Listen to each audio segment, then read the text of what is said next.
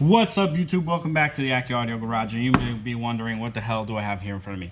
So if you want to add subs to your car, I kind of have a quick, easy method to do so. So here I have two amplifiers. These are just for demonstration. I know amps can get a lot bigger. Here's the main product I want to show you, but first we have to start with a quick explanation.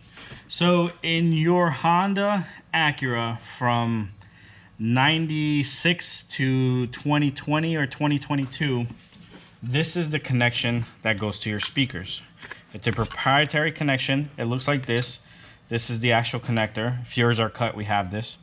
And it plugs into here. So when you want to replace this speaker, you need a special harness. But that's not the point of this video. The point of this video is you want to add subs. You don't want to have to remove the radio. Removing the radio is real annoying.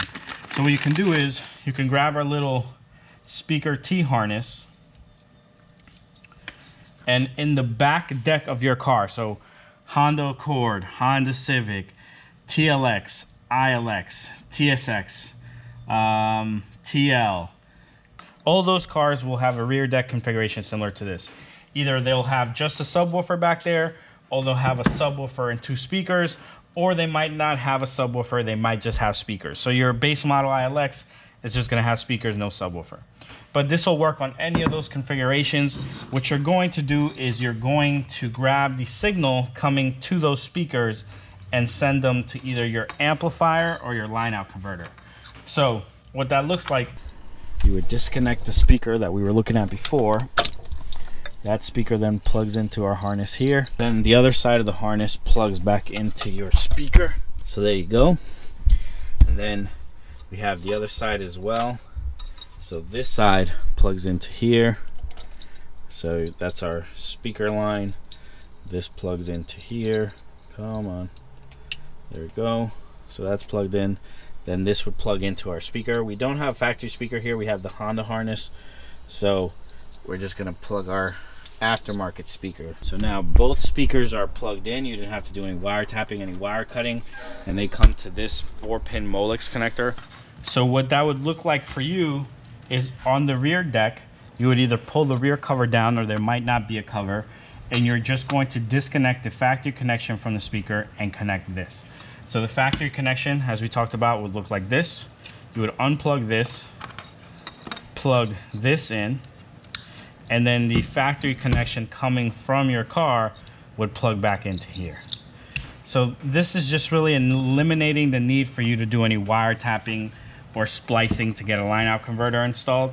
So here, then on this one, if you have a subwoofer, you can pick either speaker, or you can pick a subwoofer and a speaker. We're gonna assume you have a base model or a Honda that doesn't have this subwoofer, so we're gonna grab the other speaker. So you would plug it into here, plug this into here. Remember, this signifies the signal coming from the car. So both of these are coming from your car, and now you have this long connection here, and you're probably thinking, what the hell is this mess of wires? Basically, what you eliminated right now is the need to do any wire splicing or wire tapping to your factory speaker harness. You don't have to cut it or anything. You can just use that T harness, and now you have this to send to what you want. Let's say you do have the factory sub, so you're like, hey, how do I do this? You can do it two ways. You can leave one speaker connected and grab the signal from the sub instead. So this was plugged into the factory sub. You unplug it, you plug it into here, and you plug it into there. So now you have the signal from the sub and a full range signal from a speaker. You can combine this to power either a Chuchero or an external speaker or something to get a full range signal to your amplifiers. This is how you would hook it up. But back to our single demo, you just want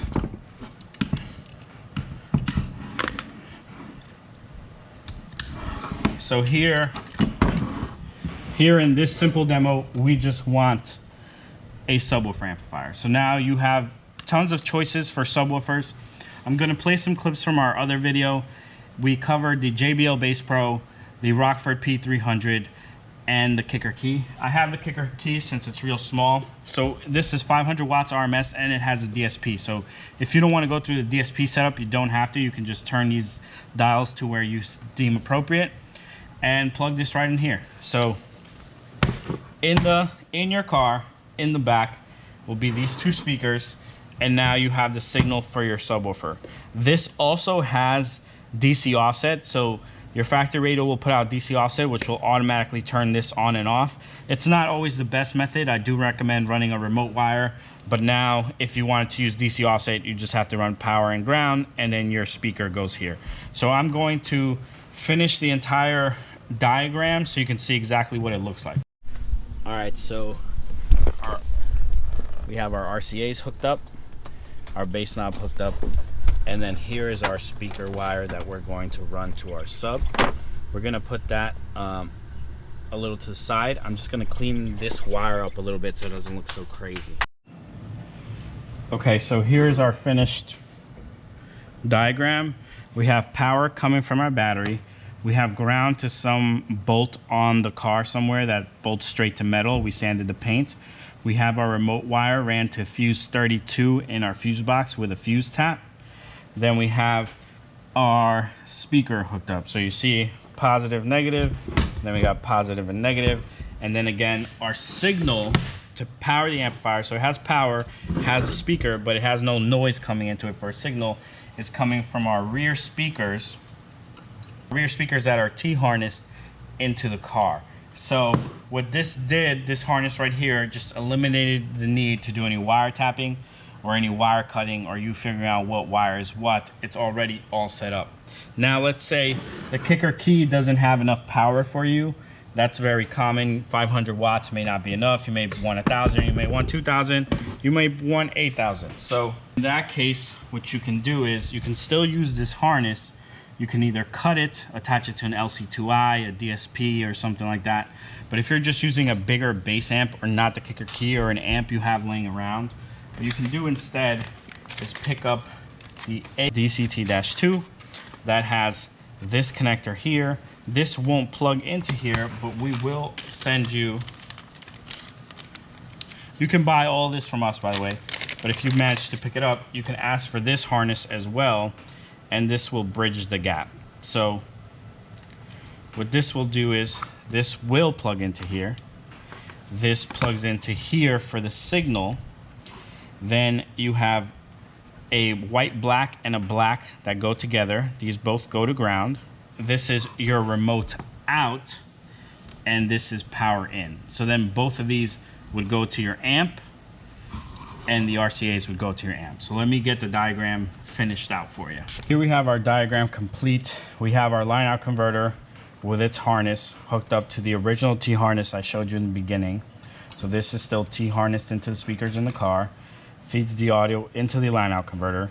The line out converter then gets power and ground right where the amplifier is, and it puts out a remote. So the blue wire goes to blue, yellow to 12 volts, black and white black to ground.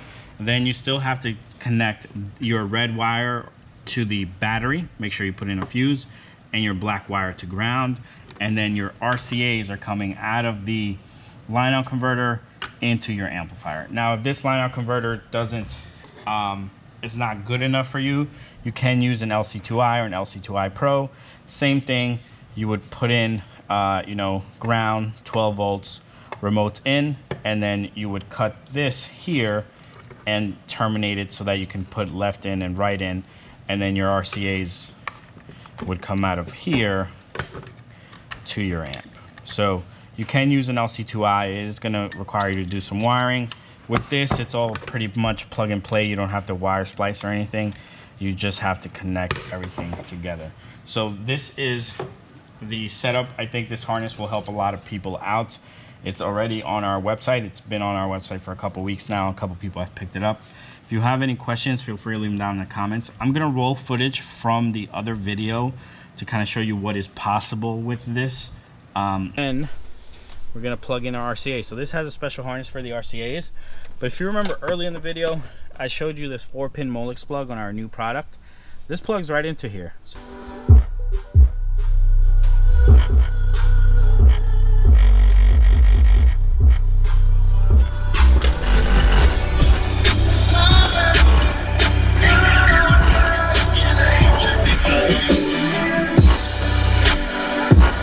on a TSX, but again, any sedan, base or A-spec, or if you have an old school coupe, or if you have a current coupe, if they have speakers or a subwoofer in the rear deck, you might have to remove a cover, or they might be exposed, and you can just use RT harness to get access to those speakers, grab the signal, send it either directly to the kicker key, which is one of my favorites, or you can use this line out converter that we also offer, or your own line out converter. It's really up to you.